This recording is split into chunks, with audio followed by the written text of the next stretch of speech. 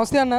ఫిబ్రవరి కిరణ్ భారతి గారి మీద అనుచిత వ్యాఖ్యలు చేశారని చెప్పి పార్టీ సస్పెండ్ చేయడం, అలాగే తనని అరెస్ట్ చేయడం, ఇదంతా కూడా చంద్రబాబు నాయుడు వైసీపీ సోషల్ మీడియాకి భయపడి చేశాడు అని చెప్పేసి పెద్ద ఎత్తున ప్రచారం చేసుకుంటూ ఉన్నారు.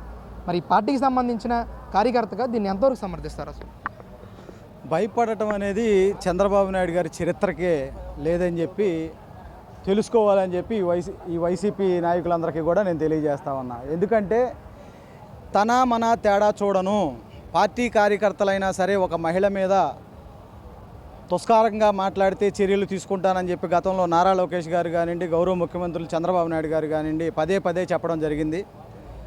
మా పార్టీ కార్యకర్త అయినటువంటి ఫిబ్రవరి కిరణ్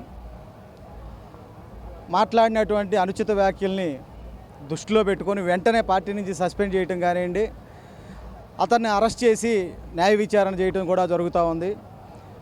సొంత పార్టీ కార్యకర్తనే వైసీపీకి సంబంధించినటువంటి మాజీ ముఖ్యమంత్రి జగన్మోహన్ రెడ్డిని భారీ అనంగానే చర్యలు తీసుకున్నటువంటి నారా చంద్రబాబు నాయుడు గారు కానివ్వండి, కూటమి ప్రభుత్వం కానివ్వండి, భవిష్యత్తులో అనుచిత వ్యాఖ్యలు చేసే వాళ్ళందరికీ ఇది ఒక గుణపాఠంగా చెప్పదలుచుకున్నారని చెప్పి నేను భావిస్తూ ఉన్నాను. ఎందుకంటే సొంత కార్యకర్తనే మాత్రం ఉపేక్షించకుండా అరెస్టు చేయించినటువంటి కూటమి ప్రభుత్వం రేపు పొద్దున వైసీపీ కానివ్వండి, ఇంకొకళ్ళు కానివ్వండి ఎవరైనా సరే ఒక మహిళని తుస్కారంగా మాట్లాడితే భయభ్రాంతులు చేసే విధంగా ఈ చర్యలు ఉన్నాయని చెప్పి నేనైతే భావిస్తా ఉన్నాను. అంటే సార్, ముఖ్యంగా టీడీపీ కార్యకర్తని అరెస్ట్ చేయడం అనేది కార్యకర్తల్లో ఏమన్నా అసంతృప్తికి గురి చేసే అవకాశం ఉంటుందంటారా? ఖచ్చితంగా మా కార్యకర్త అరెస్ట్ చేయడం అనేది మాకు కించెత్తు బాధించే విషయమే. కాకపోతే అతను మాట్లాడినటువంటి విధానం కరెక్ట్గా లేదు కాబట్టి మనం కూడా అతనికి సపోర్ట్ చేసే పరిస్థితి లేకుండా పోయింది.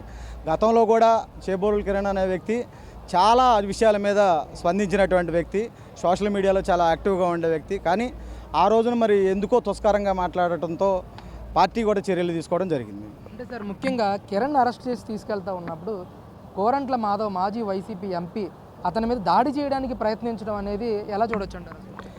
అది అతను నాయకుడి దగ్గర మెప్పు పొందడానికి చేసిన షోయే తప్ప కిరణ్ లాంటి వ్యక్తిని అతను వచ్చి అడ్డుకోనటం అనేది చాలా దుశ్చర్యగా నేనైతే భావిస్తూ ఉన్నాను. ఎందుకంటే అతను ఏదో తెలియక ఆ మాట మాట్లాడి వెంటనే ఎప్పుడైతే పార్టీని సస్పెండ్ చేయకముందే ఒక మహిళని నేను తప్పుగా మాట్లాడాను, నన్ను క్షమించండి అని చెప్పినటువంటి వ్యక్తి కిరణ్.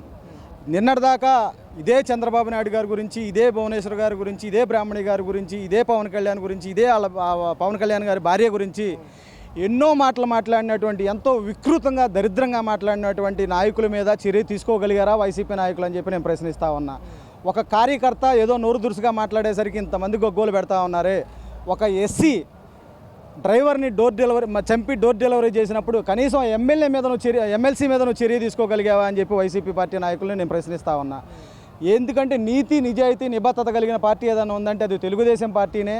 ఎందుకంటే ఎవరినైనా సరే చట్టానికి చుట్టం కాదు, చట్టం అందరికీ ఇదిగా ఉండాలని చెప్పి భావించేటువంటి పార్టీ తెలుగుదేశం పార్టీ. ఇవాళ ఆంధ్రప్రదేశ్లో ఉన్నటువంటి ప్రజానికం అందరూ కూడా ఆశ్చర్యపోతూ ఉన్నారు సొంత కార్యకర్తను అరెస్ట్ చేయించిన విషయంలోనే. ఎందుకంటే చట్టం అందరికీ అందుబాటులో ఉండాలనేది మా కూటమి ప్రభుత్వం ధ్యేయంగా నేను చెప్తా ఉన్నాను. అంటే ఫ్యూచర్లో ఎవరన్నా మాట్లాడితే వాళ్ళ మీద ఎలాంటి చర్యలు తీసుకునే అవకాశం ఉంటుందండి సార్? ఇలా మహిళల మీద, వాళ్ళ క్యారెక్టర్స్ మీద అసాసినేట్ చేస్తూ పోస్టులు పెడితే ఎలా ఉంటుందంటారు? ఇక దానికి నేను చెప్పడం కన్నా కూడా మా నాయకులు చంద్రబాబు గారు కానివ్వండి, లోకేష్ గారు కానివ్వండి పదే పదే ఈ విషయాన్ని ప్రస్తావిస్తూనే ఉన్నారు. రాజకీయ విమర్శ చేయండి తప్ప ఇళ్లల్లో ఉన్న మహిళలు మనకి వాళ్ళ గురించి ఏం మాట్లాడొద్దు, అసభ్యకరమైన పోస్టులు పెట్టొద్దు అని చెప్పి గౌరవ శాసనసభ్యులు, గౌరవ ముఖ్యమంత్రి వర్యులు ఆల్రెడీ చెప్పడం కూడా జరిగింది. దాన్ని మితిమీరితే ఎవరికైనా సరే ఇలాంటి చర్యలే ఉంటాయి.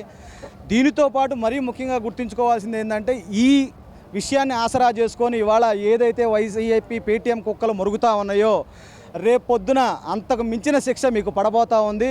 తస్మాత్ నోరు జాగ్రత్తగా పెట్టుకోవాలి. మహిళల విషయంలో ఎవరైనా సరే ఒకటే దృష్టితో చూసే పార్టీ కూటమి పార్టీ.